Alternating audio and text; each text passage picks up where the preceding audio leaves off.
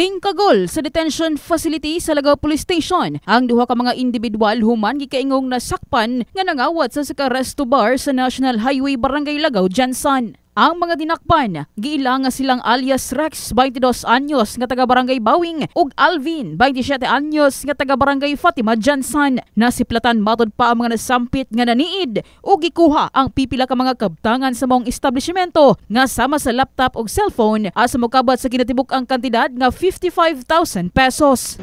So alas 4 ni sulod siya alas 4. So una siya dito sa dining area. Unya pabalik-balik siya unya. Among bouncer na adre sa tunga. Iyang ginasilip. So almost 2 hours siya nagstay diri sa kuan sa sulod. Murag customer lang. Dili siya murag customer. Apan sa pag-review namo sa CCTV, gaano gud siya nga nagahupo-hupo gud siya o nagaplano siya unya. Murag ano siya, balik-balik siya, wala siya kabalo sa iyang buhaton. Kay na among bouncer na ka-standby diri sa sulod pero wala pa kabantay among bouncer. Tapos ako mga alas 4:45 na ako sa KTV naka-standby.